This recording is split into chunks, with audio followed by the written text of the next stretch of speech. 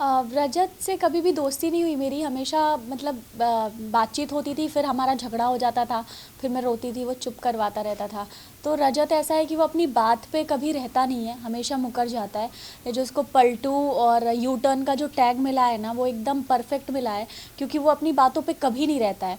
वो सबको यहाँ आपको बोलेगा कि हाँ भाई मैं तुम्हारे साथ हूँ, पीछे पलट के उसको भी बोलेगा कि हाँ भाई मैं तुम्हारे भी साथ हूँ। तो वो कब कहाँ है, क्या कर रहा है, क्यों कर रहा है, उसको खुद ही पता नहीं है।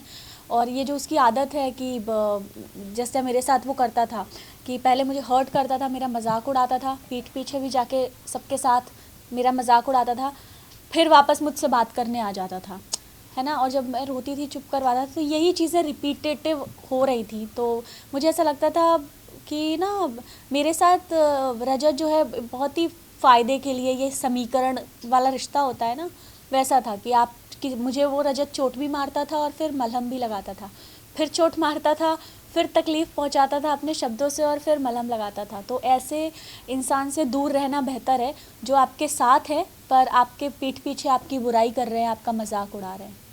अविनाश ने जो किया, मुझे ऐसा लगता है कि उसने अपनी फुटेज के लिए, लाइमलाइट बटोरने के लिए, ये उसका एक गेम प्लान भी हो सकता है। उसके लिए उसने मेरी इज़्ज़त के बारे में नहीं सोचा और बेबुनियाद झूठे इल्ज़ाम उसने लगाए जो एकदम मतलब बेसलेस थे। उसने एक भी बार ये नहीं सोचा कि क्या अगर मेरी जगह अविनाश की बहन होती तो जो बातें अविनाश ने मेरे लिए बोली हैं तो क्या वो तब अपनी बहन को भी वही सब बोलता। तो ये बहुत ही हर्टफुल था मेरे लिए जो कुछ भी हुआ। और शायद उसी वजह से जो बातें अविनाश ने बोली, मेरी मम्मी आई, मम्मी को भी बहुत हर्ट हुआ उन बातों को लेके। तो मम्मी का भी वो रिएक्शन था, क्योंकि एक माँ अपनी बेटी के लिए तो हमेशा खड़ी रहती है।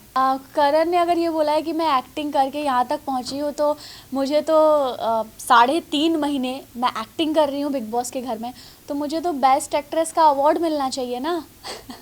है कि नहीं, कितनी अच्छी एक्टिंग कर रही हूँ मैं कि 3.5 महीने से मैं एक्टिंग ही कर रही हूँ। और करण ने जो बात बोली है मेरे पीठ पीछे, वो जब मैं घर के अंदर थी तब मुझे पता ही नहीं था कि करण क्या बोल रहे हैं। जब मैं घर से बाहर निकली और मैंने वीडियोस देखे, तब मुझे पता चला कि अच्छा पीठ पीछे ऐसा बोल रहे थे करण। तो मुझे बड़ा बुरा लगा, हर्ट हुआ करण की बात सुन के कि वो इतने सीनियर हैं और वो अगर ऐसा करेंगे, किसी के आंसुओं पे हंसेंगे और किसी की फीलिंग्स का मजाक उड़ाएंगे, तो वो अपनी पर्सनालिटी दिखा रहे हैं। तो ये तो मैं करण का ये रिएक्शन देख के तो मैं शॉक्ड हो गई कि ये करण ये क्या कर रहा है, ये क्यों कह रहा है ऐसा।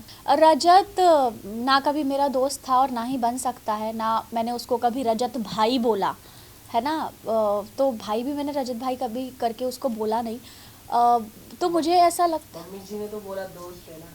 क्या नहीं है दोस्त, वो दोस्त बनने के लायक ही नहीं है, क्योंकि उस इंसान पे भरोसा ही नहीं किया जा सकता। जो इंसान अपने शब्दों पे नहीं रह सकता, जिस पे हम ट्रस्ट नहीं कर सकते, उससे हम दोस्ती कैसे करेंगे। तो मुझे नहीं लगता मेरा रजत की कभी दोस्ती हो सकती है, क्योंकि वो पलटू है। देखिए, वो नथ मैंने 3 साल किया है शो, और वो मेरे सेट का ही फ़ोटो है। और सेट पे कितने फ़ैन्स हमें बुकेज़ भेजते हैं, केक भेजते हैं। हर दूसरे तीसरे दिन किसी का बर्थडे होता है, क्योंकि हमारी यूनिट इतनी बड़ी होती है। किसी की एनिवर्सरी हो रही होती है, कभी सेट पे भी सेलिब्रेशन होता है तो उसके कुछ केक्स आते हैं। तो बस ऐसे मेरी एक फ़ोटो है और पीछे केक रखा है, उससे कोई कैसे जोड़ सकता है। तो वो केक की यही कहानी है कि वो सेट पे ही किसी का आया था केक। अब एग्जैक्टली आई डोंट नो कौन है भाई। गुजराती है जिसको आप हीरो कहते हैं, मिस्टर हीरो। वो तो सलमान सर ने सेकंड डे नाम लिया, मानस का। मानस नहीं है दूसरा कोई। नहीं, पर सलमान सर ने सेकंड डे मानस का नाम लिया। और मानस ने फिर मुझे बाहर आके पता चला कि एक्चुअली मानस ने मीडिया के सामने आके क्लियर किया कि ऐसा कुछ नहीं है। और मुझे तो बेचारे मानस पे दया आ रही है कि मेरी वजह से बेमतलब उस बेचारे का नाम भी जुड़ गया।